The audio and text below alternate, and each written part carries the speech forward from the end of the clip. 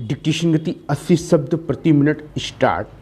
अमेरिकी संविधान के विपरीत भारतीय संविधान ने एकीकृत न्याय व्यवस्था की स्थापना की है, जिसमें शीर्ष स्थान पर उच्चतम न्यायालय व उसके अधीन उच्च न्यायालय हैं। एक उच्च न्यायालय के अधीन और राज्य स्तर के नीचे अधीनस्थ न्यायालयों की श्रेणियां हैं, जो है जिला न्यायालय एवं अन्य अधीनस्थ न्यायालय। न्यायालय की यह एकल व्यवस्था भारत सरकार अधिनियम 1935 से ग्रहण की गई है और यह केंद्रीय एवं राज्य विधियों को लागू करती है।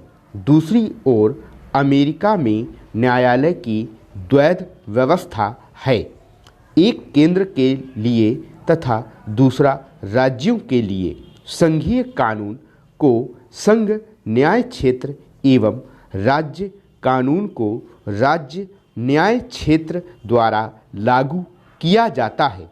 यद्यपि भारत भी अमेरिका की तरह संघीय देश है, लेकिन भारत में एकीकृत न्यायपालिका और मूल विधि व न्याय की एक प्रणाली है।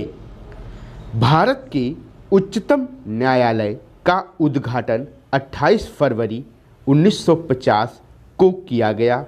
यह भारत सरकार अधिनियम 1935 के तहत लागू संघीय न्यायालय का उत्तराधिकारी था। हालांकि उच्चतम न्यायालय का न्याय क्षेत्र पूर्ववर्ती न्यायालय से ज़्यादा व्यापक है।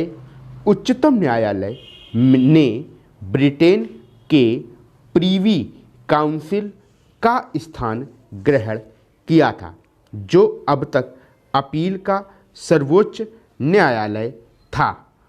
भारतीय संविधान के भाग 5 में अनुच्छेद 124 से 147 तक उच्चतम न्यायालय के गठन, स्वतंत्रता, न्याय क्षेत्र, शक्तियाँ, प्रक्रिया आदि का उल्लेख है। संसद भी उनके विनियमन के लिए अधिकृत है।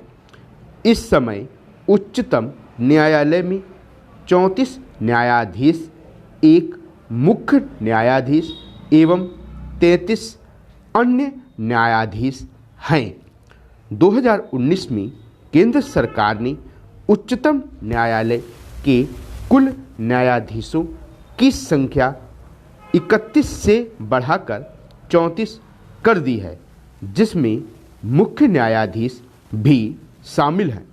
यह वृद्धि उच्चतम न्यायालय न्यायाधीशों की संख्या संशोधन अधिनियम 2019 के अंतर्गत की गई है।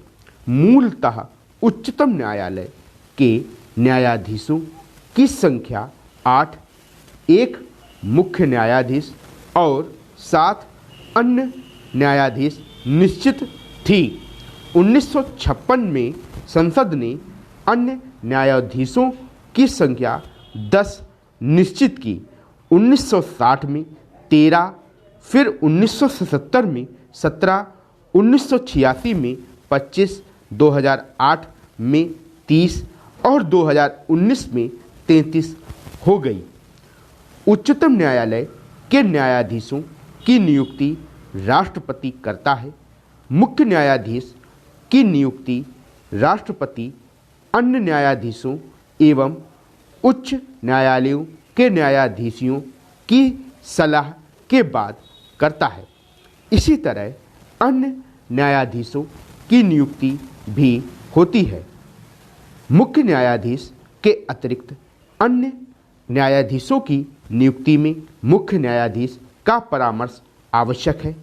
उपरोक्त उपबंध में परामर्श शब्द की उच्चतम न्यायालय द्वारा विभिन्न व्याख्याएं दी गई हैं। प्रथम न्यायाधीश मामले 1982 में न्यायालय ने कहा कि परामर्श का मतलब सहमति नहीं, वरन विचारों का आदान प्रदान है। स्टॉप।